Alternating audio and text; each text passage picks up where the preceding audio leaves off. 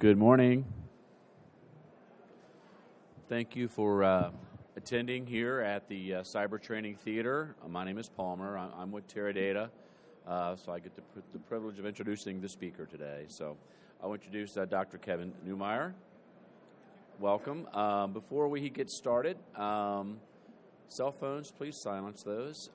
We also will be doing, if you stay for the entire time, we'll be giving CEU credits. You'll get that at the end. So when you depart, we'll scan your badge and you'll get that information back to you. The speaker's bio is in the app, in the program. So if you want to know more about Dr. Neumeyer, please do that. At this time, I'll let him take the stage. Thank you. Thank you. Good morning. As I said, I'm Kevin Neumeyer. I'm with the National Cybersecurity Institute at Excelsior College. That's kind of like my evening job. And my day job, I work for now for the Department of Defense in the High Performance Computer Modernization Project. I'm the chief of staff down there. So we buy and network supercomputers and provide research and development support across the DoD. Okay. What we're going to look at today is not so much the how of doing defensive cyber operations, but what are the second and third order effects when you deal with the international level. International law comes from two basic sources. One is treaty. Nations agree to be bound by a certain set of rules by signing up and ratifying and adhering to treaties. And the second source is by custom. Nations act in a certain way, other nations accept that, and then that becomes what's called customary international law. Both are considered binding upon nations, but they have different origins and different means of enforcement. Okay. So some of the key aspects to understand, is sovereignty, how that works in the international legal system, and what its effects are on cyber policy issues. Okay. There are purely defensive counter cyber operations, things that you do with inside of your own network. Okay. How are those handled internationally? What's it like as you get up toward the line and look at things like honeypots? And then if you go on the attack. Okay. And then finally we'll look at international law in a cyber conflict, and then what applies, what doesn't apply, and how it goes from there. If at any point during the presentation you have questions, please feel free to ask. I'm happy to respond, and we'll go from there. Okay. So international law and cyber, is it, the codified, law and order system where the investigators go out and do their investigation, hand it off to the prosecuting attorney, and they take it all to trial and have a nice argument? Or is it more like the Wild Wild West, and whoever has the biggest gun and the fastest draw wins the battle?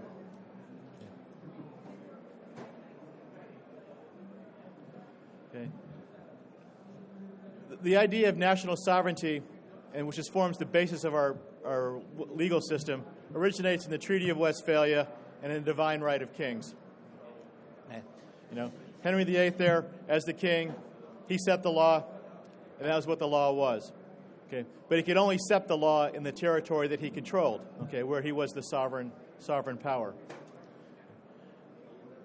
So, but in that, and then it was codified in the Treaty of Westphalia in 1648, and after one of the great European wars, they battled each other out for about 100 years. They decided to sit down and draw up, an agreement among the different sovereigns. Okay, that negotiated process is still what underpins the international legal system. Okay. The countries can do inside of their territory what they want to do. So the sovereignty issue is defined in territory, the exclusive right of the state to exercise its powers within the boundary of the state. So in the United States gets to set the rules. In the European Union, the European Union gets to set the rules, and then each of the countries of the European Union can also set the rules, unless they've decided to delegate that or abdicate that authority to the European Union. Same process. Now, where this becomes important in the cyber world, because it's not the boundaryless, ether or the great cloud that floats over all. Okay, every server sits in a piece of territory. You know, there are some flying around, and Google wants to float some off of balloons over Africa and different things to expand the internet. But even then, they're in somebody's territorial space. Okay. Or they're over the high seas, and it becomes a different international legal issue. But it still has a regime that governs what can be done. So nothing is truly borderless or exists in this ether. Okay. So the question becomes, where are the servers? Where are your interconnects? You know, where is your data stored? Where are you exercising action? Okay, and then how, you know, and fundamentally, where are you taking your actions from? Again, these all determine who has sovereignty over your actions, and it may be more than one entity. If you're sitting in Washington controlling a server in Thailand, okay, you have problems. You have to deal with U.S. law, and you also have to deal with Thailand's law, and any place else that happens to cross-connect, and they decide they want to take a look at what your data is flowing through your cables. So the local state is sovereign over its territory. It gets to make the rules. You know, the host state rules apply in issues like privacy, data storage, hacking, breach liability, all issues that the host state gets to decide. And similarly, if the lack of legislation, if there's a nation state that doesn't have laws against hacking or carrying out, denial of service attacks, then you're not liable. Okay, this dates back to the I Love You virus, if any of you remember that in the mid-90s. Okay. The I Love You virus, released onto the internet, it was basically a worm that got into your email boxes and kept sending, it emailed off this virus to everybody that was in your contact list, and basically caused several $1 billion of damage around the world in about a 24-hour period because it flooded everybody's email box, shut down networks, shut down systems, because the systems weren't as redundant and robust as they are today. Okay. Well, the FBI started looking at the case, and within a few days, actually, had identified the individual, the ISP address that the individual had launched the virus from. Okay. So they went to the ISP. The ISP was provided out of Manila in the Philippines. They went with the Philippine authorities. They looked up the guy's address, walked up to his door, and arrested him. They thought they were doing pretty good. However, when it went to the Philippine courts, okay, even though the U.S. and the Philippines have an extradition treaty, hacking and releasing viruses wasn't a crime in the Philippines. So under international law, most extradition treaties require a concept called dual criminality. So even though writing viruses and causing massive computer damage was against the law in the United States, it wasn't against the law in the Philippines. So even though they found the guy that did it, they couldn't actually arrest him and prosecute him or extradite him to the United States because what he had done in that sovereign territory was not a crime. So basically he walked free after causing a few $1 billion of damage.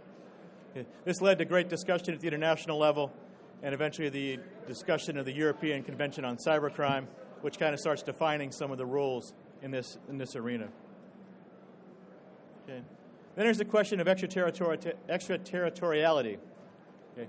Can the United States prosecute something that happens in Europe or in Asia or in the Middle East or South America? Okay. That depends. If you're a U.S. citizen, you're subject to U.S. laws no matter where you happen to be. So they have sovereignty over you. Okay. If you're a U.S. corporation, it gets a little bit murkier.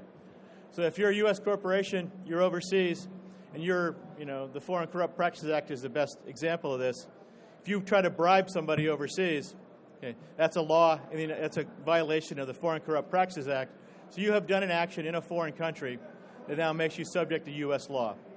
Another big example of extraterritoriality is the current ongoing case with the soccer world and the FIFA investigations. Okay, the massive corruption. Okay.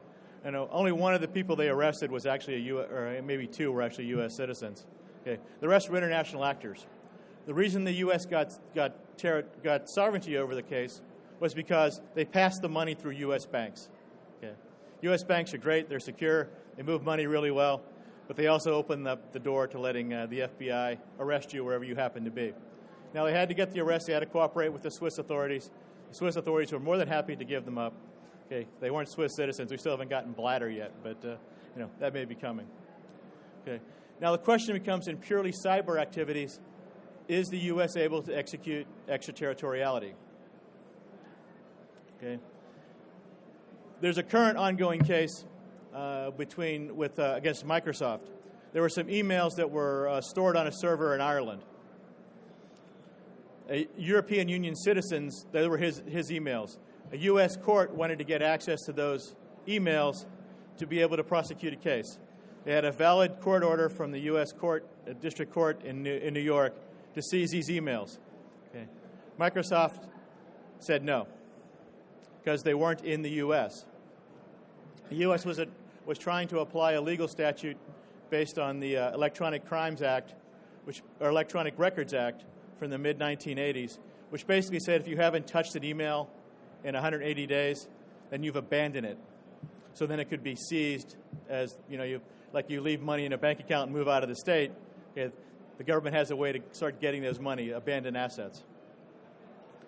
The European Court disagreed, so the EU has basically told the U.S. you can't have this data. Okay, the U.S. is still trying to get it from Microsoft, and that case continues, and lots of lawyers are making a lot of money charging hours on that type of a case. Okay. But international law, it's a little closer to the Wild West than law and order. Okay. There is some agreement on the law of war and international humanitarian laws in their cyber realm, and I'll discuss those towards the end of the presentation. But there is little else in the international world at the treaty level. There is one treaty that governs any real aspect of cyber operations and cyber activities, and that's the Electronic Crime, the Council of Europe Convention on Cybercrime, also known as the Budapest Convention. Okay. It was signed in 2003, entered into force in about 2005. It is open to non-European states. The U.S. is a member of that, is a party of that treaty, as well as Japan and a couple others. It sets some basic rules on what is cybercrime and how nations cooperate. Issues like child pornography, data disruption and data theft, denial of service type attacks. Those are covered within this convention. It has extradition actions within it and otherwise. However, some of the biggest offenders of the cyber actions at the international level, i.e. Russia's not a party, China's not a party, Brazil, very few other non-European states are actually parties. So you have a very limited scope of what this treaty deals with and what it can be used for. And it really is based on networks and discussions as they existed in the late 1990s into the early 2000s, much before the explosion of cloud computing and the types of operations you see now.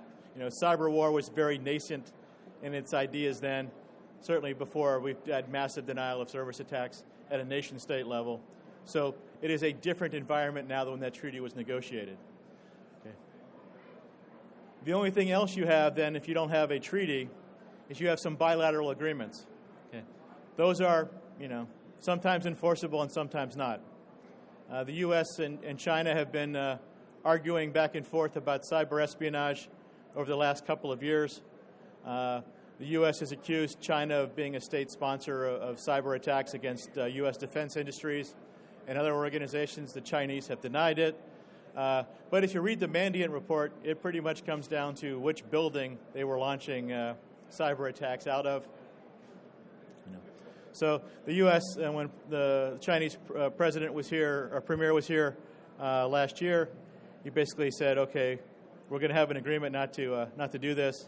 However, the latest press stories say that it's still going on. So, what mechanisms does the United States have to get back at the Chinese, other than public naming and shaming?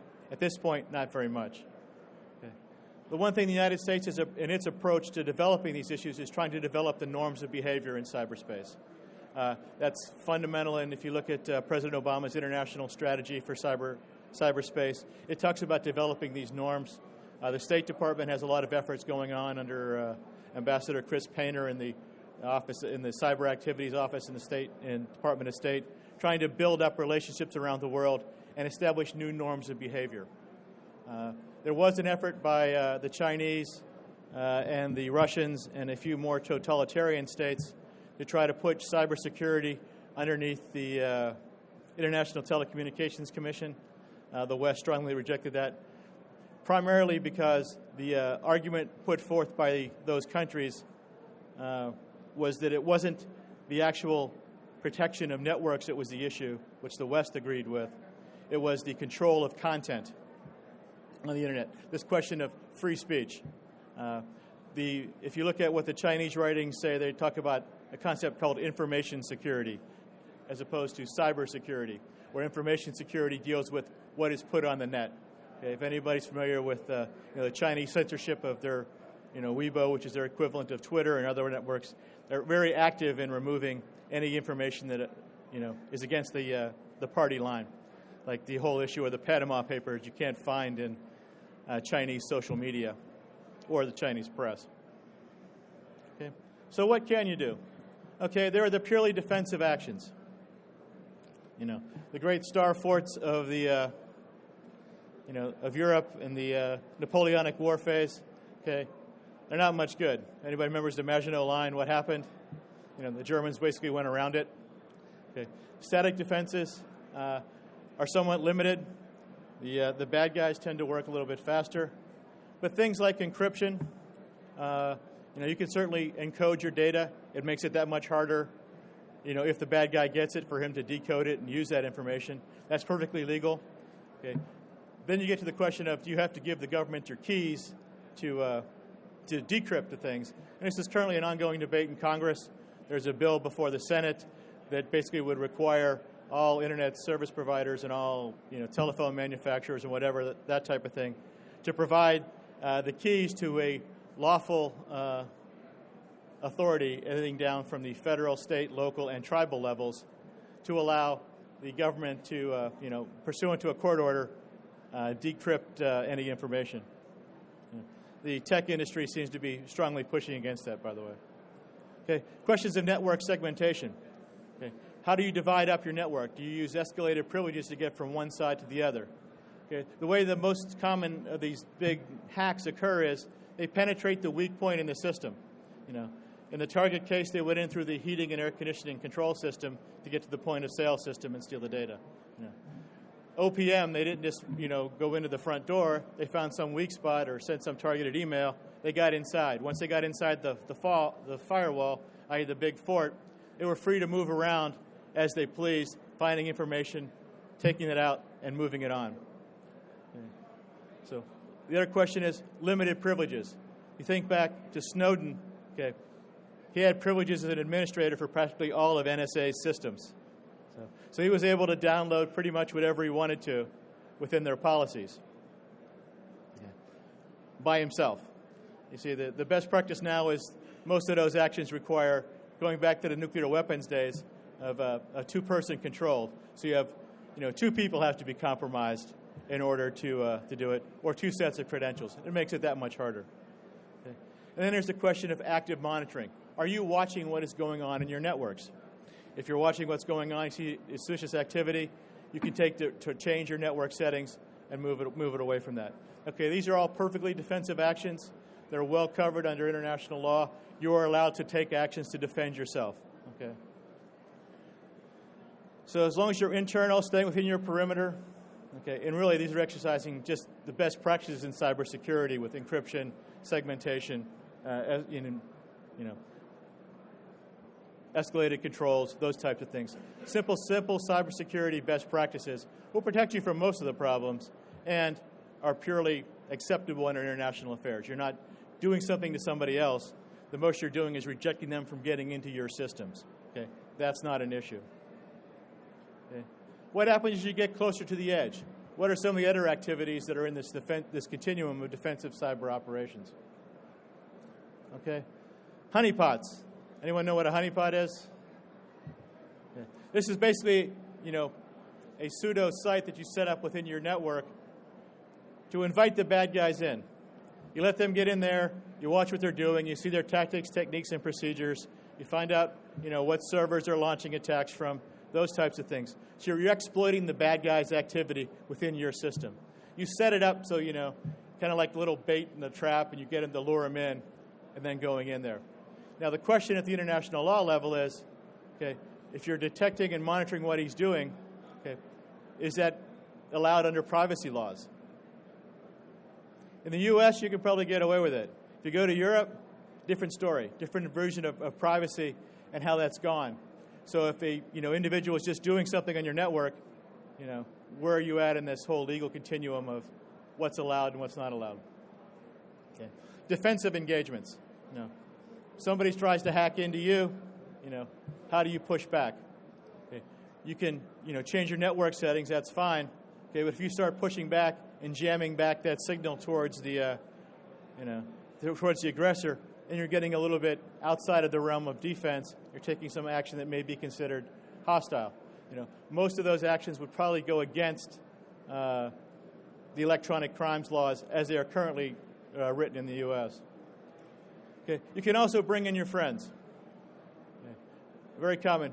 Anything that evolves in cybersecurity depends on information sharing. In light of the Iranian attacks on the U.S. financial system following the Stuxnet attack, Stuxnet virus release, okay, the banks in New York and the other financial sector cooperated to share information. They told each other, okay, what attacks they were seeing, what IPs were involved, those types of things. Okay. That's probably legal. One of the challenges and one of the problems that exists within this country is if banks start sharing information, are they violating antitrust regulations? The law isn't really clear on that. That's one of the things that was sort of somewhat clarified late last year when Congress passed their latest round of cybersecurity legislation, that this information sharing was allowed in this type of situation. Okay. That may not be the case in another country around the world. Okay. Sharing information, antitrust. And then, can you cooperate across state lines or across national borders and share information? Again, it gets into a gray area, what's allowed, what isn't allowed. What can one country share to another, what can it share? Okay. So the issue with the honeypots is you're engaging the adversary to see what and how they're doing and how they're doing it. Okay. You are monitoring. Now the question of the privacy is, if anybody logs into a DoD website, get this little consent banner as you come through. Basically, you have to click I accept to be monitored. Okay. That's a privacy issue. So if you're setting up a honeypot and you're not putting up a disclaimer, have you violated the privacy? Maybe. Okay. Is it a type of entrapment? That's the question there. By bringing this person in and not disclosing that they may be monitored, have you in fact entrapped them?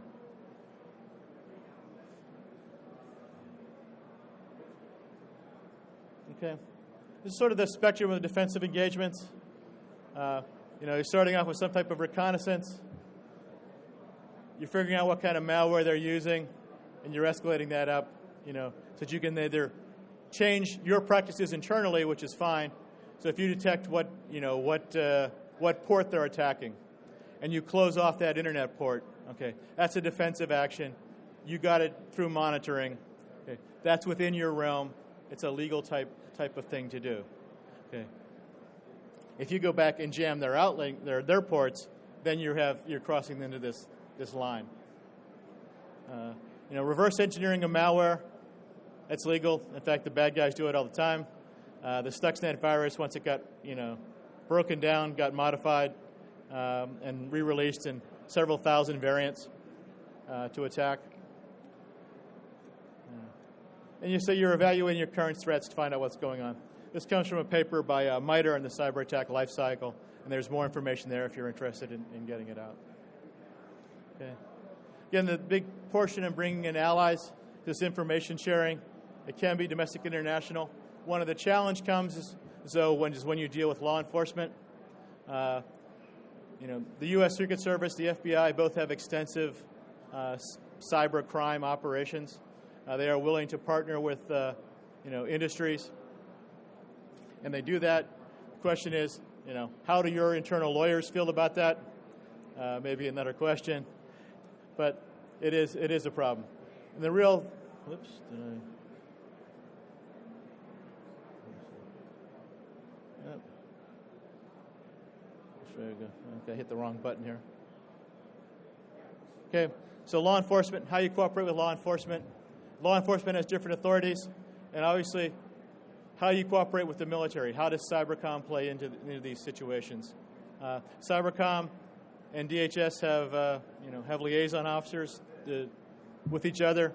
They cooperate back and forth. What is the firewall? What is information sharing?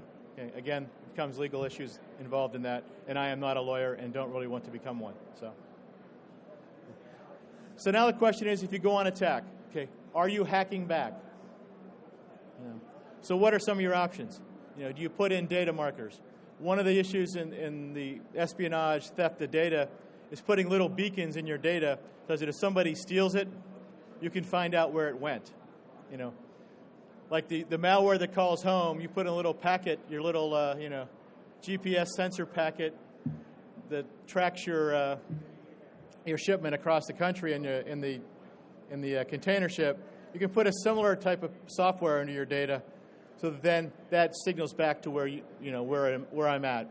So it phones home and says, "Hey, I'm on this server in the Czech Republic, and then I went to this server in Ukraine, and now I'm moving to a server in Moscow." Is it legal for you to transmit data from Moscow?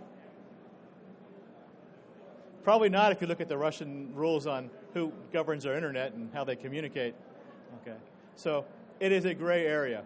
It is very useful if you want to go back and then try to, bring somebody to court, claim damages. You can say, yes, this data was ours, and now it's in your place, and I didn't give it to you, so how did you get it? That's one type of, active, outside of your own network action that is being taken. Network manipulation, active deception. Okay, are you spoofing somebody? You're detecting a hack coming in. Are you sending back false data, false information to that IP address, trying to obscure who you are, trying to get them to come out?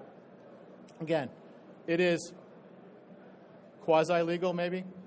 The questions are still yet to be resolved. There's not a whole lot of, international law verdicts, opinions that are out there. Much of it is in the academic world. Okay, and you get to the final question of, can you hack back? Okay, if somebody tries to jam you, can you send a flaming malware back at them and try to blow up their computer? Okay, that's probably not legal. Is it happening? Yeah, it happens all the time. The legal issues arise from the Electronic Crimes Act, the Computer Fraud and Abuse Act. Okay. The question is it an armed attack? If it's an armed attack, then you cross into a whole other line of international law. Then you get to the law of war. And there always remains, with anything in the cyber world, the attribution problem. How can you verify the person you're attacking back really intended to attack you? If you only went to the last hop from the server, any bad guy is not going to attack you from his home address. He's going to use his neighbor's computer down the street to try to attack you, so that if you do anything back, you're going to blow up his neighbor. Now, is there an argument that if my systems were so weakly defended that somebody else could take them over, then I have a liability, to the greater internet as a whole to protect my systems, and I'll let them be used for hacking? There could be a case made for that, but it's still under discussion. Okay. The hacking back is definitely happening. At the 2012 Black Hat conference, there was a survey done, and of 250 individuals and companies that were interviewed, 36% of the respondents admitted to retaliation hacking. They had gotten an attack, so they went back and fired back against somebody else. Okay, it is not without risk. There are certainly legal issues involved. If you're attacking somebody outside of the United States, you're probably a little bit safer than if you're attacking somebody inside the United States. Again, you get multiple sovereignties. It's easier to hide. Then the question is, what crosses the line to becoming the use of force?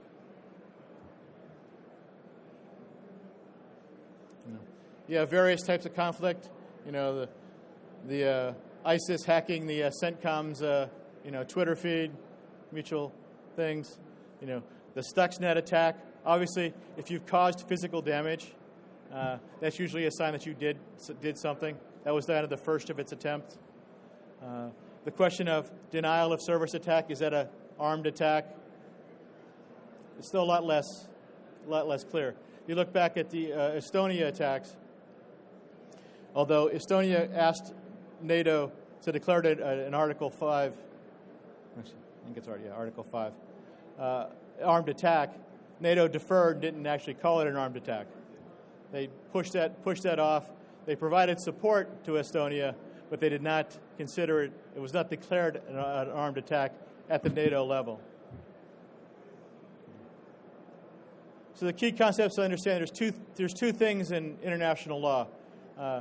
Jus ad bellum, which is the law that governs the decision to use force. Okay? That is going to war. And then there's jus in bello, which is the law concerning when you were actually in active hostilities and in conflict. So we get into the Geneva Conventions, the law of armed conflict. Okay.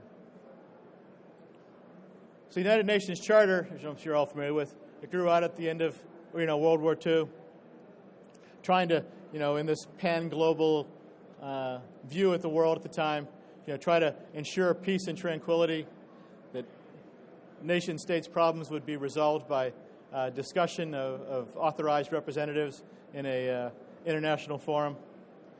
Chapter 5 establishes the UN Security Council as the key arbitrator for peace and security issues, and then dealt in Chapter 7 with what means were available to nation states to the UN to restore peace and security. Okay. Article 51 of the UN Charter, this is the right of self-defense. This is primarily what the United States used from the end of the Second World War until the first Gulf War. It is justification for using armed force. If you look back at the executive orders and the statements that are given, they were always characterized in terms of self-defense. Panama was a self-defense action. The Libyan bombings were a self-defense action. That was because at an international level, that was an argument that was hard, that could be made. Can it be refuted? Certainly, but it gave a legal justification at the international level. Okay, the Security Council never said invade Panama. Okay. The Security Council did authorize the first Gulf War. That was a different case. Okay. But one of the things in Article 51 is it's a limited right. You can only take actions to then secure yourself. You can't. It's just a limited to stop the threat, and it has to be a proportional use of force. Okay, you can't use a nuclear weapon because somebody shot at you at the border. And then defensive measures are allowed until it's taken up by the UN Security Council, and then they take an action. Okay. Now, crossing the line, if you decided you're in combat, the Geneva Conventions, basically the law of armed conflict and the international humanitarian law, establish what are valid targets, what you can attack, what you can't attack. They grew out of the earlier conventions to prevent war, The Hague, the first from World War I and World War II, and then established the International Committee of the Red Cross. Okay, the international humanitarian law is what prevents you from dropping bombs on hospitals. It's why corpsmen and doctors have a different Geneva Convention status than infantrymen and pilots dropping bombs. Okay. There are protections that are afforded under the Geneva Conventions for certain categories of action. One of them is you can't cause more suffering. Okay. It determines what can be a legitimate target. Now, it becomes a little bit grayer. If you're doing a cyber attack and taking down the electric grid, can that have implications for a hospital or you just turned off all of their life support systems? Okay. It certainly does. There are lawyers and all the combatant commander staffs that spend many hours trying to work out those issues. Okay, but there's a question of collateral damage, what's your primary target, subladder type of things. But in generally, it sets a rule of what's considered a valid military target and what isn't. Okay. It's both customary and international law. Okay. The U.S. Constitution gives international treaties the weight of law in the U.S. Okay. But it has to be governed by the law of armed conflict. This is that whole question of turning the lights out in the hospital where you're at. Is it a question of military necessity, the term of distinction? Have you separated out, the electric plant as much as you can from the hospital? And then proportionality. Okay, you can only attack back with the amount of force that you're faced. Although shock and awe is a wonderful concept, you want to overrun the bad guys. I was a military officer for 22 years. I never wanted to give the bad guy any advantages. I'd much rather use my biggest weapons than they could. However, at the law level, it becomes a little bit more restricted to what you can actually do. Okay. The law of armed conflict also allows for reprisals. Okay, this is important in the cyber world. If you suffered a cyber attack, okay, it causes damage. Okay. Under reprisal concepts, you can do a cyber attack back to destroy, the bad guy's system or whatever you wanted to. So basic principles, all revolves around military necessity. You have to deal with, you have humanitarian concerns, distinction, proportionality. Perfidy is the concept of lying, false flags. Okay, a perfidious action is waving a white flag to surrender, and then as soon as they come out to take you into custody, then you open up with the machine guns. Okay, that's considered perfidy. Not really much in the cyber world, but it is an international law concept in the law of war. Okay. So what has the U.S. done? Okay, this is from the International Strategy to Secure Cyberspace. Basically, we realize you're not going to get a treaty. The interests in the United States and in many countries, are aligned certainly with many countries, but there are other countries that are opposed to our interests in cyberspace. We see it as a means of, communication, commerce, trade, information sharing, free expression. And their goal is to build up these norms so that they're working with other countries around the world to try to establish some norms of behavior, because there isn't a treaty coming. Okay. And then again, the question of looking at international law, there was a work published by a NATO's Cyber Center of Excellence, which is based in Tallinn in Estonia, looking at what does the law of armed conflict, what does international law really say about cyber activities? Okay. This is not an official NATO position. It's not a U.S. position. However, it does represent the best, some of the best scholarship on how international law applies to cyber operations. It is, freely downloadable off the internet. It's well worth, if you're looking at, what is the reasoning behind what actions are allowed and what actions aren't allowed, it is a good place to start. It sort of approaches this defining of what is an armed attack. It would then trigger these UN Convention Article 51 activities or Chapter 7 of the UN Convention, fighting back. It looks both, the jus ad bellum and the jus in bellum, both the build-up to war and the actual activities in war.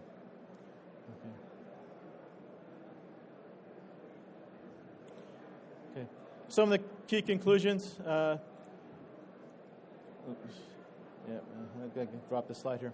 There was a UN group of government experts that was appointed at the request of China and Russia in the late, in about 2009. Started a series of discussions at the UN trying to look at this whole question of what is the use of force in space, in cyberspace. It says states may not knowingly allow their cyber infrastructure to be used by third parties for attacks. i.e., you can't launch the patriotic hackers. That was the offense used in the Estonia attacks. That it wasn't really the government of Russia that was launching the attacks. It was this uncoordinated group of hackers who just happened to all get together and decide they were going to all attack Estonia at the same time. Okay. The one thing that was really important was that the decision of the group of experts was that the prohibition on the use of force in international affairs fully applies to cyber operations. But the problem is there's no really defined threshold of what becomes that armed attack in cyberspace. Okay. That is the subject of ongoing discussions. Something that merely causes an inconvenience, basically if you do a denial of service attack against the government for a couple hours, it's really probably not an armed attack. If you go in and you blow up their power plant, maybe you probably crossed the line. So that's where it's at right now. As the actions in this whole defensive cyber operations become more aggressive, as you leave from your own network and you're inside your own systems and start branching out, using honeypots, using reverse engineering, firing back in certain respects, that's where it becomes more murky. There isn't a whole lot of case law, and there's very few, and there's practically no international agreements that cover it. So it becomes, it's still a wide open field. But what has happened is technology has far outpaced policy. There are companies now that will let you can contract with, and they will operate your defenses, and they will hack back. That's part of their business model. Is it illegal? Is it that's for someone else to decide? But the whole landscape in this area is constantly evolving and constantly changing. There's lots of debates. There are no real smooth answers yet. You're all welcome to write papers and work on your PhDs in this area if anybody really needs a dissertation topic. So that's what I've got prepared for today, and we've got about 15 minutes or so for questions. So I can't have covered everything.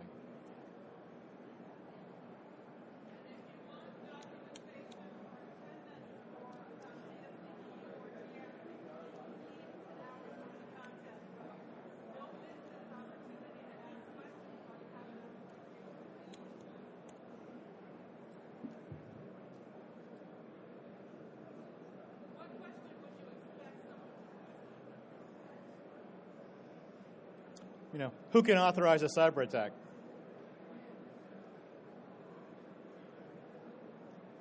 Now, an interesting point, when Leon Panetta was the Secretary of Defense, he came out with a public statement that said the U.S. does not feel bound to respond to cyber attacks with cyber weapons. Okay.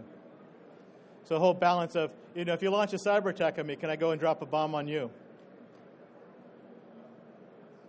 That's what Panetta said was the U.S. policy. That hadn't changed. Are there cyber weapons being developed? Certainly. Anybody? They're not only science fiction. Zero-day exploits are highly valued. So if you know a flaw in the code that nobody else does, you can make an awful lot of money selling it to somebody. In terms of, basically the Department of Defense has now authorized a bug bounty. So if you can find a flaw in, DoD systems, they'll actually pay you to tell them where it is. So this back and forth is still going on.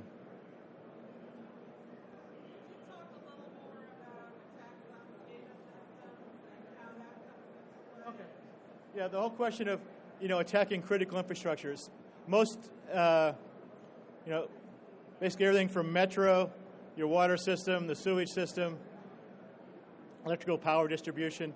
Okay, those are all controlled by little computers. Most of those little computers operate on a very old version of Windows that is pretty hackable. The reason why companies connect them all to the internet is they can save lots of money. Okay, if you've got to operate 10,000 valves in your system, do you want to have 10,000 people standing by those valves all day, 24/7 to open and close them? Okay, probably not. Okay. If you can do it with a computer and you have, one or two guys in a control center, some automation, you push buttons. Okay, so, in major industrial systems, electrical distribution systems, and then you consider critical really to the function of your normal life, those are controlled by computers. A couple years ago when the light timing went out in Montgomery County, because the old computer program just finally died, it caused havoc. Okay, so imagine if somebody's actually trying to do that actively. Now in Ukraine over last summer there was actually an attack against their electric power distribution system. Okay, it was a cyber-based attack. It went in there, opened up things, caused damage, basically caused a blackout in a portion of the country. There is certainly, if you listen to certain TV personalities, they will tell you that the U.S. electric grid is just, a nanosecond away from being turned off. If you listen to other people, they say it's a lot harder than it looks. It is probably somewhere in between. It is not easy because the system isn't fully interconnected. It's segmented probably by nature and more than by design. It just kind of got built up that way. So that makes it harder to take the whole thing down and keep it down for a long period of time. But if you start attacking against critical infrastructure, then you're crossing this line because you are impacting things. You think about what was the first thing the U.S. attacked during the first Gulf War with the first bombing raids with the Tomahawks and the stealth fighters. Okay, they took down the electric grid. They took down the communication systems. Okay, command and control. So you basically, as a planner, you want to take out anything that's going to shoot you down as fast as you can. So if you interrupt those distribution systems, it makes it harder for them to defend themselves, easier for you to achieve your war plans and your strategic objectives. So that's where the cyber warfare is most likely going to happen. If when you cross that line of starting to cause damage to critical infrastructure systems, then you're crossing the line between what is an armed attack. There are, I'm sure, point papers written that says, okay, if this happens, we will consider it an armed attack. Cyber plans are now part of each combatant commander's warfare planning. They have to include those topics in their operations plans. So it is coming, but critical infrastructure is certainly the weakest part of the system because, for one thing, who owns it? The government owns the Cybercom world and the .mil network. Okay. The government doesn't own Pepco or Exelon or Washington Sanitary Commission. Okay. So those things are in the private hands. What authority does the government have to tell them to take certain measures? One of the challenges with the lack of legislation in the cyber world is there's nothing that obligates industries to actually take certain actions in the cyber world. Those are starting to evolve, but the entire framework that was put in place with the National Institutes of Standards and Technology, the NIST cyber framework, okay, the key thing in that, it's voluntary, because there's no legislation that compels action. Now, if they turn out the electric grid across the eastern seaboard, okay, it would probably have serious impacts on our ability to generate military force and defend the nation, at least in the short term. So where are you at in this question of armed attack, issues of that sort?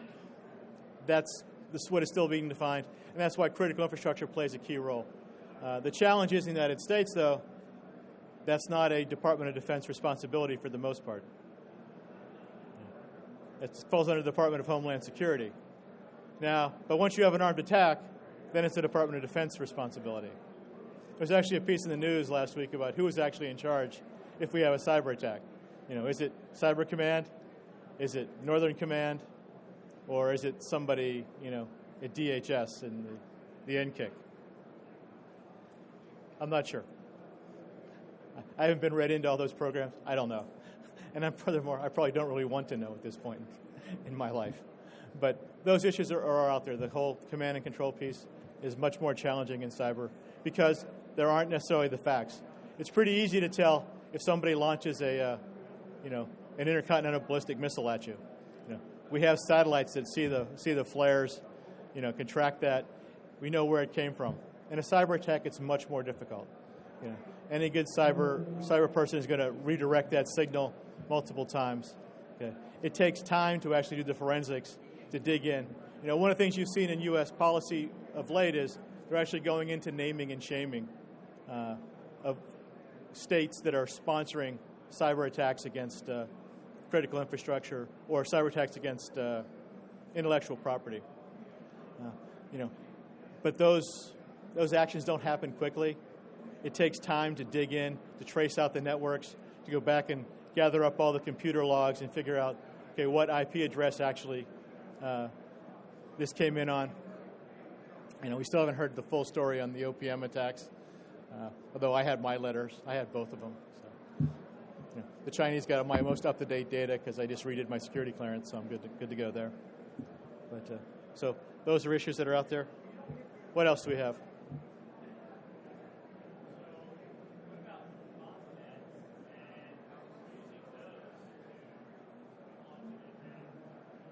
The question was, what do you do, botnet and using those to launch an attack? That's actually a pretty common way to do something like a denial of service attack or a spamming type attack. For those of you who don't know, a botnet is a series of computers that got compromised. So you have this network of robot computers, hence the term botnet.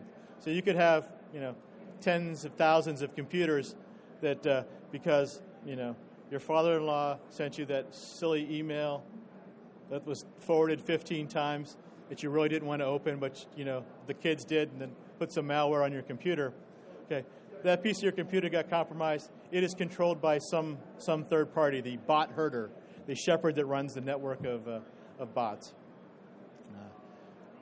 There is active efforts at the international level to start shutting down these networks.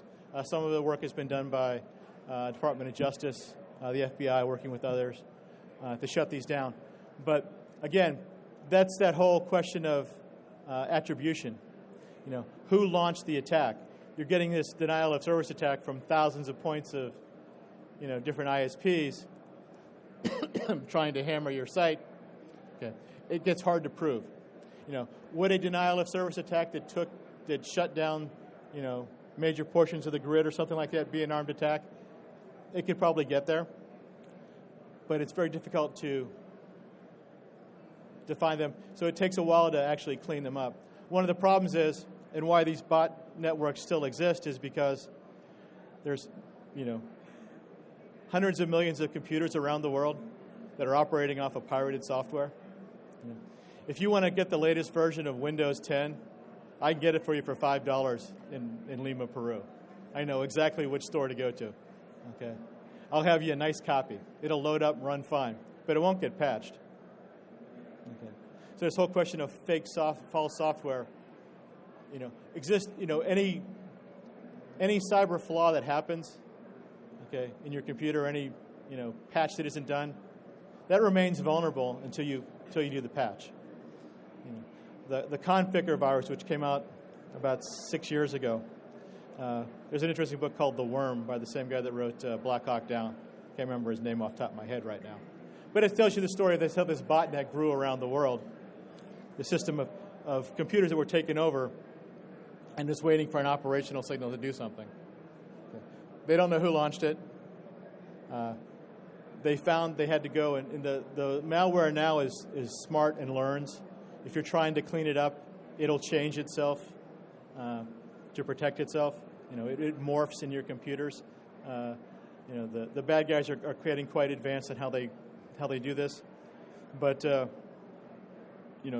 developing, just because in many places in Latin America, which is I dealt with professionally for several years, you don't buy computer software. The government systems are notorious for using, the copy of, Windows, whatever that they got on the sidewalk or copied off their buddy. So these large ecosystems exist to support these ongoing virus attacks, and things like botnets are one of the things that flourishes in that type of environment. That's why they push you to, the safest thing you could ever, one of the fundamental rules of cybersecurity is, always update your operating system and update your apps.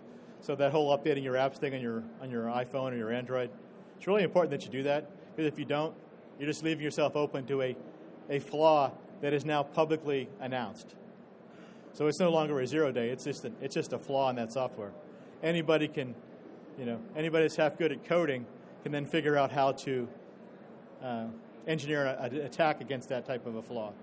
So these are the things that happen on an ongoing basis, and that's why you can never really get stuff to clean the whole ecosystem, because this stuff just lives on forever.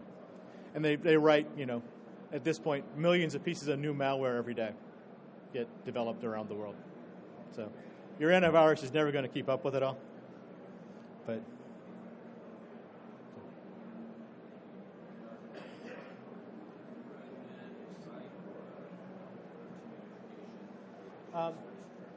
Okay, one of the best things to look at as far as basic cybersecurity is the SANS, SANS.org. It has some basic principles for protecting yourself. I work with the National Cybersecurity Institute at Excelsior College, so if you type in NCI at Excelsior, it comes up. There's numerous information portals that are out there that provide information. SANS is best. U.S. CERT, and if you're looking at the government, Department of Homeland Security puts out good information. If you're looking at questions of like the law of war in cyber, the Tallinn, the NATO CCOE is an excellent resource for finding out more information in the academic work in that area. And this area is starting to explode at an academic level, trying to lead policy. When I did my dissertation on cybersecurity strategy about 5 years ago, when I started, there was basically very little published. Now I get several articles a week that come into my news feed about different topics. So it is starting to grow. There's more interest in the field, and more people are becoming and doing research and publishing that, and that's sort of advancing the core knowledge in that area. Okay, I think we're at an hour. Yep.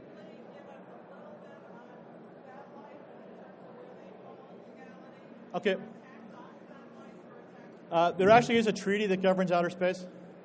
There is a UN treaty on the law of outer space. It is not legal to shoot down somebody else's satellite.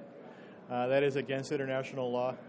There's a bigger field of research and study and publications that are around that. But basically, the law of space kind of grew on the same lines as the law of the sea. Basically, it's an international global commons. Everybody has the right to use it. It is not subject to the airspace controls. Once you get above, I don't remember how many 100,000 feet, the state no longer controls, the space above that. So you can fly your satellite over somebody else. That's permitted. It's a legitimate use of the commons. The whole question of the global commons is common international law. It's like, the oceans are considered a global commons. Everybody has the right to use them. Okay, but you can't impinge somebody else's right to use them in this global area. There are arguments that the internet is a global commons, and in many respects it is, because there's like free access. But the problem comes in, you still have the question of sovereignty on the issues of where servers, data farms, and all those things are located. That's where the sovereignty piece comes into it and separates it out from the global commons environment. Okay.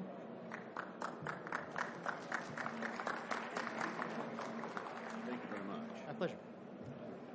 So again, thank you, Dr. Neumeier, for, again, keeping an eye on the Wild Wild West and helping us understand all the cyber issues going on there and the cyber laws that are evolving or need to evolve. So with that, we will break. If you have your badge, your AFCEA membership, and want to get your CompTIA, see the young lady there in the back. She's ready for you. And thanks again.